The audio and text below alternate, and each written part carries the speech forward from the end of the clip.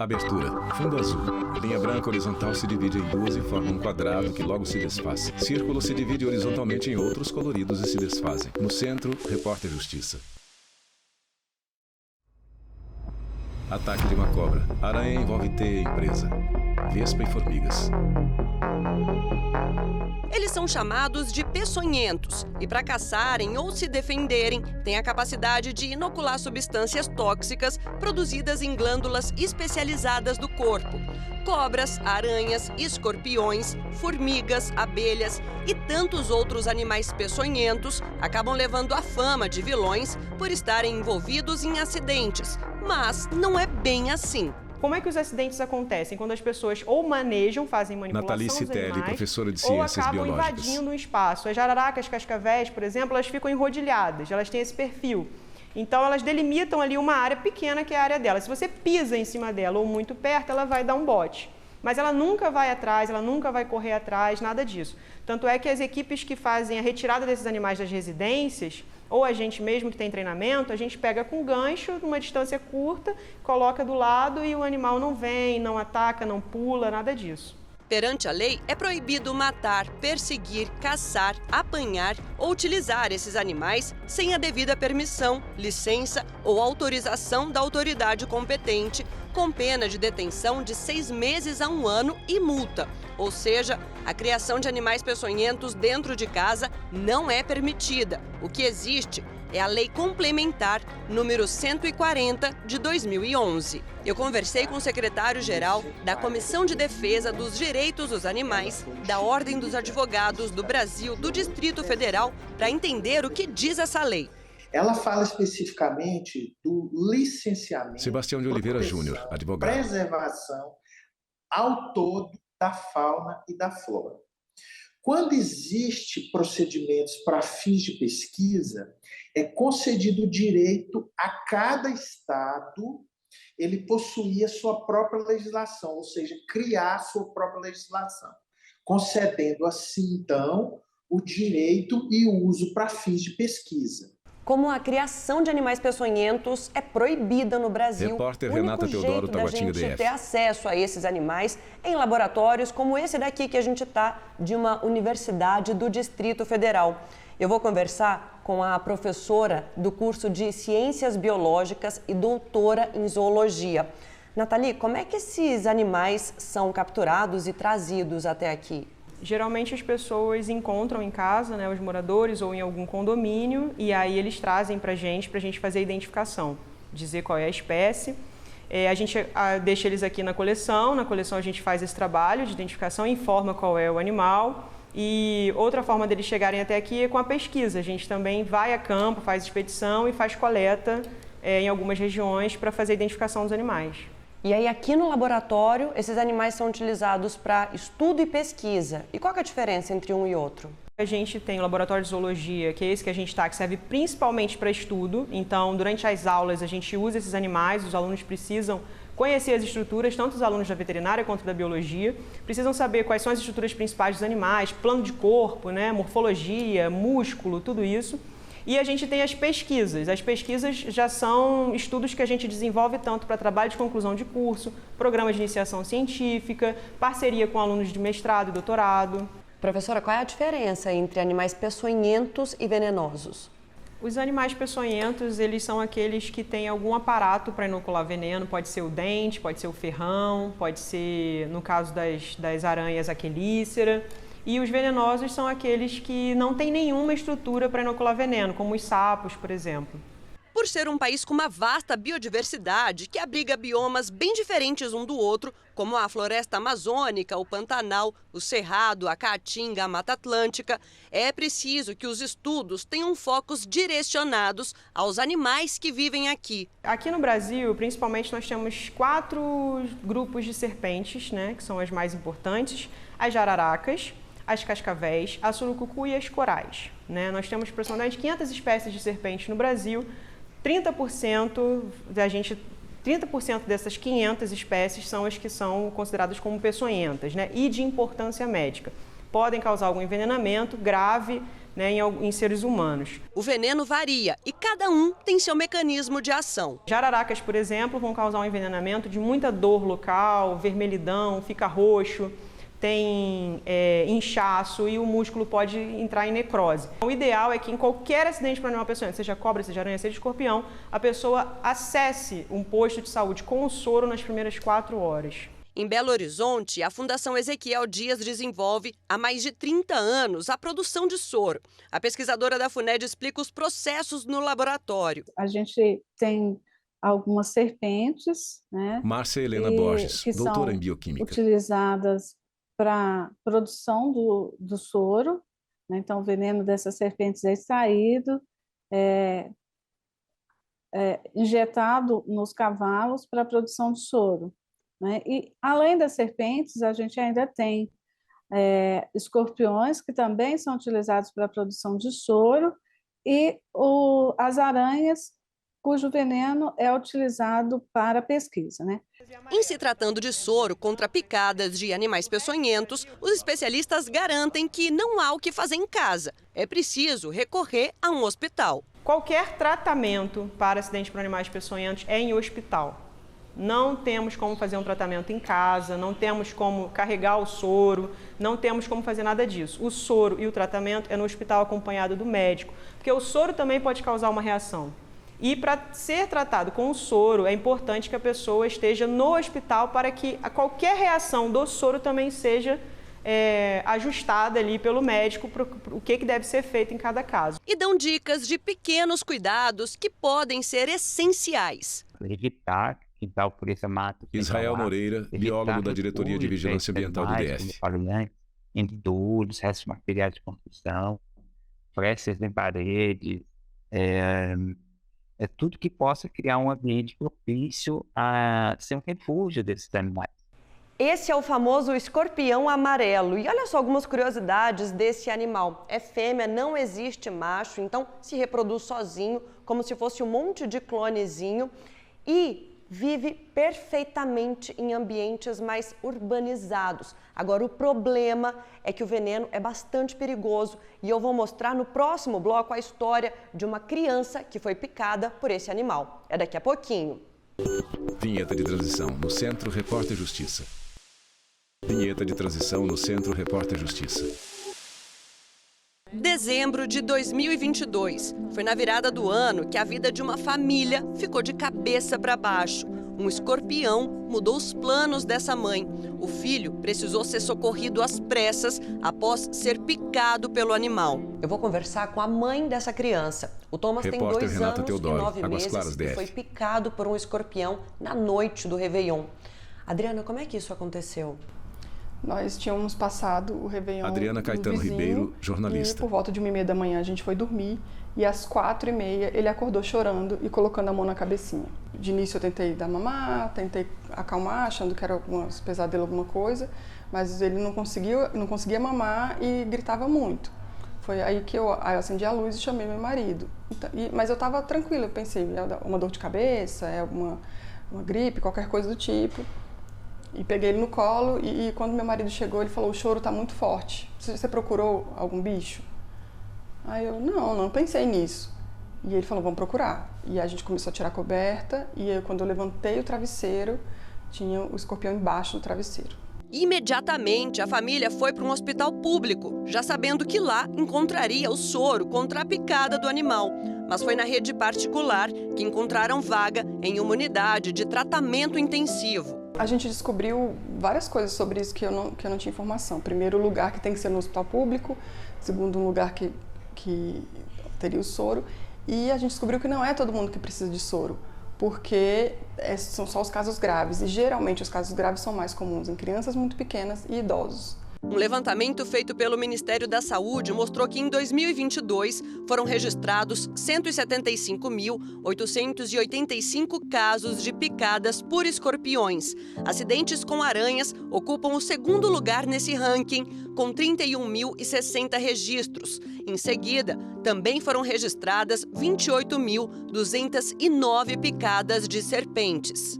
Acidentes com escorpiões e aranhas em adultos, em geral, causam André só Bom, infectologista. sintomas locais, como dor, vermelhidão, e que poucas vezes têm manifestações sistêmicas. Já acidentes com cobras podem causar sintomas sistêmicos bastante importantes.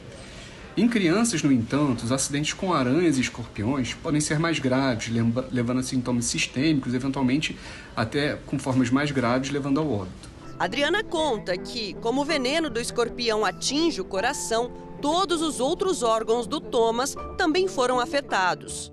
Desde que ele foi internado, por quais procedimentos ele já passou? Inicialmente decidiram fazer um procedimento chamado ECMO, em que o coração, o sangue é bombeado fora do corpo. É muito comum para pacientes com problema cardíaco e principalmente adultos.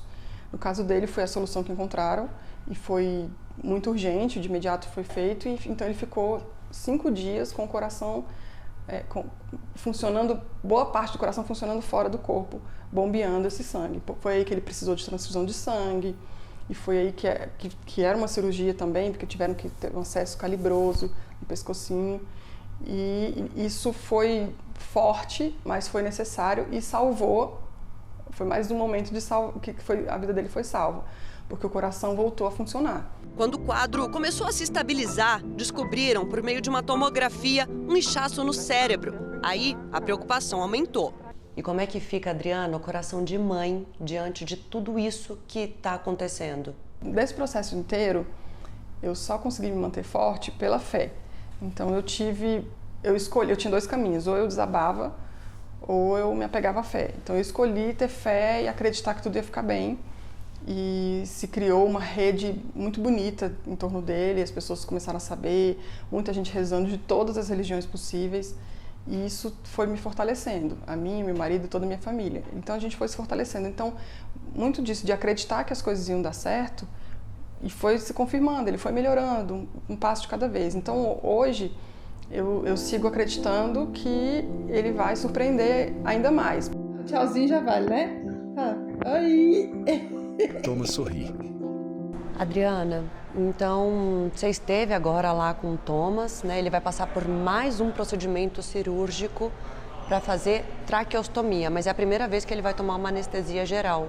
Isso. Ele já passou por tanto procedimento, por tanta invasão, digamos assim, que a gente já não encara como uma coisa tão grande, mas claro que tudo preocupa, a gente fica com o coração apertadinho, mas todas as outras deram certo, a gente sabe que essa também vai dar certo. Então, é só mais um passinho para a recuperação dele, que já tem sido longa, e ele tem se demonstrado muito forte em todas elas. A gente foi conhecer a região onde a Adriana mora com a família. Estamos em Arniqueiras, cidade satélite do Distrito Federal. Essa área era rural, mas hoje em dia já é urbana, tem Repórter muito Renata prédio ao Teodoro, redor. Arniqueiras, DF. O que acontece é que ainda tem bastante terreno como esse daqui, e aí entulho, o que pode agravar ainda mais a incidência de animais peçonhentos na região. Por mais que eu limpe a casa e dedetize a casa, tudo pode acontecer e voltarem esses animais. É claro que em prédios também acontece, mas é um ambiente que tem essa possibilidade. Então atrás, o lote de trás, eu sei que tem um acúmulo de alguns entulhos. Então eu sei que tem uma área lá que não é nem asfaltada atrás, isso tudo pode afetar a região também. A gente fala muito sobre os 4 As, que é Luana Varela, acesso, bióloga da Fundação abrigo, Ezequiel Dias. alimento e água. Então você tem que evitar esses 4 As para evitar a proliferação desses animais. Mulher com mão enfaixada. Ela enche o copo de café. Alcirene foi picada por uma aranha marrom em novembro do ano passado. Sentiu uma dor no dedo, mas como não viu nada aparente, não deu tanta importância. O problema é que a dor não passava, pelo contrário, só piorava. Chegando em casa, já eram umas 10 horas da noite, eu acredito. Alcirene Rodrigues, assessora parlamentar. Eu fui olhar direitinho, tinha uma pintinha vermelhinha no dedo. Aí eu tirei uma foto e mandei pro meu irmão. Falei pro meu irmão que era um furúnculo. Tá, beleza. Só que à noite me incomodou a noite inteira. No outro dia, minha mão já amanheceu muito inchada. Muito, muito. foi quando decidiu procurar uma unidade de pronto atendimento. Era atendida e a mandavam de volta para casa. Quando de fato descobriram que aquilo era uma picada de aranha marrom, Raucirene ficou internada durante 10 dias, mas voltou ao hospital porque estava perdendo o movimento. Voltei aí ao centro cirúrgico, foi retirado o líquido da medula, colocado no dedo, para então ir ativando as células que estavam mortas para ver se eu não perdia totalmente o movimento da minha mão. Sendo que hoje o meu dedo indicador, que é o mais próximo do dedo que foi atingido, não perdeu totalmente o movimento, mas para movimentar eu preciso de ajudá-lo. E o dedo mindinho, então são os 2 dedos que têm sensibilidade à picada. Quando pergunto se ela teve medo, a resposta vem na ponta da língua. Principalmente quando eu estava internada, eu tive medo de morrer, medo de perder a mão, porque assim, a dor era insuportável. E assim, tive medo também porque há possibilidade de amputação do meu dedo, mas graças a Deus hoje já essa possibilidade já é remota, não existe mais. Exemplos de superação, de comemorar pequenos avanços e continuar lutando, agora de um jeito diferente.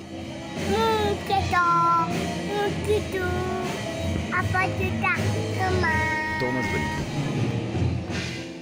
Eu agradeço muito a força de todo mundo, porque eu sei que a história dele tocou muita gente e isso está me ajudando muito a seguir em frente. Esse amor, essas orações têm sido muito importantes para a gente. Adriana sorri. No próximo bloco, o repórter Leonardo Ferreira vai mostrar o resgate de animais peçonhentos feito pela Polícia Militar Ambiental do Distrito Federal. É daqui a pouquinho, não saia daí. Vinheta de transição no Centro Repórter Justiça. Vinheta de transição no Centro Repórter Justiça. Olha, o tamanho da cobra que tá aqui em casa. Meu Deus do céu, não sei o que eu vou fazer. Uma cobra no quintal. Imagina só, você na sua casa, tranquilo, e de repente dá de cara com uma serpente. É uma surpresa que ninguém quer, né? No Distrito Federal, o resgate de animais peçonhentos é feito pelo Batalhão da Polícia Militar Ambiental. Viemos conhecer de perto como é feito esse trabalho. Nesse tipo de situação, a população ela pode estar entrando em contato via 190. André Luiz Araújo, e será despachado uma ocorrência aqui para o Batalhão de Polícia Militar Ambiental.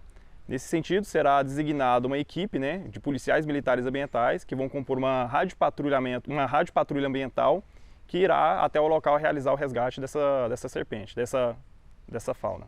Ao receber o chamado via 190, os policiais entram em contato com o solicitante para levantar algumas informações importantes. Se seria possível tirar uma foto para a gente já saber se seria uma serpente peçonhenta ou se não seria uma serpente peçonhenta. A gente pede também para a população ela ficar de olho na serpente, porque às vezes ela pode ir para algum lugar, se esconder e dificultar o resgate também. Então a gente pede para a pessoa manter a distância e olhar no animal, na serpente. Ao chegar no local, é hora de identificar a espécie do animal e fazer o resgate. O cuidado é redobrado se for peçonhento. O resgate ele é realizado da mesma forma, como se fosse, independente se é peçonhenta ou não peçonhenta. A gente sempre vai fazer o resgate da mesma forma por questões de segurança. Mas se tratando de uma serpente peçonhenta, normalmente os cuidados são redobrados. Depois do resgate, o animal é reintroduzido no seu habitat natural. A gente vai reintroduzir a referida espécie no seu ambiente natural. Então a gente vai procurar lugares adequados, nas proximidades, para justamente não causar um desequilíbrio ecológico. Porque a gente não pode pegar todas as serpentes, por exemplo, resgatadas em Planaltina e começar a soltar no Gama, por exemplo. A gente não pode fazer... poderia causar um desequilíbrio ecológico, uma superpopulação de cascavel, por exemplo. Então a gente vai buscar fazer a soltura dessa espécie no lugar próximo ali, adequado para ela. Ainda de acordo com o segundo tenente, a espécie peçonhenta mais resgatada pela PM Ambiental do DF é a cascavel. Na verdade, o ser humano que acabou invadindo o espaço da fauna, não só das serpentes, mas da fauna em geral. Então acaba que com isso, as serpentes, vez ou outra, ela acaba aparecendo nas residências das pessoas. Em 2021, foram resgatadas 513 serpentes, sendo 130 peçonhentas. No ano passado, houve uma queda significativa. 362 serpentes ao total, sendo 94 peçonhentas. Então daria uma média aí de uma serpente peçonhenta para cada 4 serpentes resgatadas. Aí é importante também destacar, né, que a serpente peçonhenta, como o próprio nome diz, ela possui a peçonha, que seria o aparato inoculatório de toxina, né? Então seria um aparato que vai injetar, que vai introduzir a toxina no interior do organismo de um outro ser, né? Em 2020, a PM Ambiental do DF, a Polícia Civil e o IBAMA enfrentaram um caso inusitado que desencadeou em uma grande investigação de tráfico de animais. Na época, uma cobra da espécie Naja, criada de forma clandestina, picou um estudante do curso de veterinária, que foi parar no hospital. Ele brincava com ela e ela pegava na mão, pegava no braço, até o dia que ela não gostou, mordeu o braço dele. Giuseppe Porto, diretor cultural do Butantan. E houve acontece um acidente chamado acidente de conflito, né? E causa um problema seríssimo. Por que seríssimo? Porque o rapaz teria que ser atendido, né? E ele foi imediatamente levado ao hospital de Brasília e o soro não existe aqui no Brasil. Só quem tinha o soro era o Instituto Butantan, em São Paulo, que enviou no mesmo dia o soro que salvou a vida do estudante. Mas aí tinha outro problema. O que fazer com a Naja, já que é uma serpente exótica da África e da Ásia? O IBAMA decidiu que o animal teria um novo endereço, o Museu Biológico do Butantan. Ela fica uma parte do tempo debaixo da terra comendo. Inclusive, nós tivemos que fazer uma adaptação no recinto dela, de colocar isso filme no trecho, para ela não ver as pessoas, é um lugar que ela gosta de ficar, porque ela não vê as pessoas conseguem ver. E é isso. Ela continua aqui com a gente, né? E continua sendo a sensação do museu até hoje, por causa de toda a história de lá de 2020. Trazer ou criar animais de espécies exóticas no Brasil sem autorização de órgãos competentes é crime. A pena é de 3 meses a 1 ano de reclusão, além de multa. Bairro residencial. Bom, mostramos há pouco os cuidados ao encontrar um animal peçonhento em casa, como as serpentes, por exemplo. Mas para quem mora em apartamento, a preocupação é outra, mas não menos importante. O Repórter Justiça está agora no Guará, no Distrito Federal, em uma área onde há muitas residências. Repórter Leonardo Ferreira, Guará, observa uma situação que acontece, na verdade, em todo o país. Entulho acumulado e todo tipo de lixo, assim, no meio da rua. Esse é um prato cheio para insetos que atraem um animal peçonhento, perigoso, silencioso e que pode matar: o escorpião. Para prevenir, evitar é a palavra-chave. Evitar restos de alimentos, restos de ração. Israel Moreira, biólogo da Diretoria de Vigilância Ambiental do DF. De maneira adequada para evitar a presença de roedores, no caso da serpente. No caso dos escorpiões, adotar esses procedimentos também, com cuidado com os alimentos, para que não surjam baratas, que é o principal alimento dos escorpiões. E por falar em evitar, Amanda dá o exemplo. Que cuidado que você tem aqui na sua casa? Então, higiene, né, que é uma coisa muito importante, não adianta fazer o procedimento de derretização, mas não mantém a higiene do ambiente. Então, acho que é o primeiro ponto. Mas a derretização a gente faz pelo menos 2 vezes ao ano, e aí no prédio inteiro, porque não adianta fazer só em um ambiente, né? E cuidados com tela na janela, ralo com proteção, para não entrar, né, insetos e bichos peçonhentos, no caso. Agora, trazendo para a realidade de vocês, nem todos os vizinhos têm a mesma consciência, né? Como é que é a situação do lixo lá fora? É bem ruim, né? Tem a questão de não ter horário, inclusive eu fiz uma mobilização bem recente de comprar um container com os meus 2 vizinhos da laterais e do da frente, então acabou que agora a gente tem menos problema por conta disso, mas acaba tendo também, muito inclusive, por conta dos catadores, né? Eles acabam tirando os lixos dentro do container, abrindo, rasgando os sacos, ficando na rua, e aí acaba vindo, né? Pombos, gatos, ratos, baratas e outros animais para poder consumir, né? Cachorros também, para poder consumir, e aí acaba ficando a vizinhança suja, né? Reportagem anda pela casa de Amanda. Bom, cozinha, área de serviço. né? Pode observar que esse ralo, ele não é o ralo padrão que a gente acaba vendo nas casas, né? Que acaba tendo só uma rodinha para poder você abrir e fechar, mas acaba que a gente entende que não impede totalmente que os animais possam entrar. Então esses ralos, eles acabam vedando melhor como é que funciona, né, a entrada, na verdade, de insetos. Então a gente usa ele tanto aqui na área de serviço quanto no banheiro, né, para poder evitar essa entrada. Então até mesmo no banheiro, na hora do banho, tá aberto, mas quando eu saio do banho eu já fecho, né, para não correr o risco, né, de ter surpresas ao longo do dia. Mesmo com todos esses cuidados, ainda assim aconteceu alguma situação? Parece, infelizmente sim. Eu tenho muito medo, né, de bichos no geral, e a última coisa que aconteceu aqui foi entrar um escorpião, né, apareceu na área de serviço, a gente tem cachorro, então um dos cachorros passou do lado, inclusive, então graças a Deus não aconteceu nada, a gente conseguiu visualizar a tempo e resolver. Então mesmo com esses cuidados, acaba entrando até mesmo porque tem sempre o impacto de fora, né, não adianta a gente fazer e os vizinhos não fazerem também, porque o deles vem pra gente. Ter esses cuidados são tão simples, né?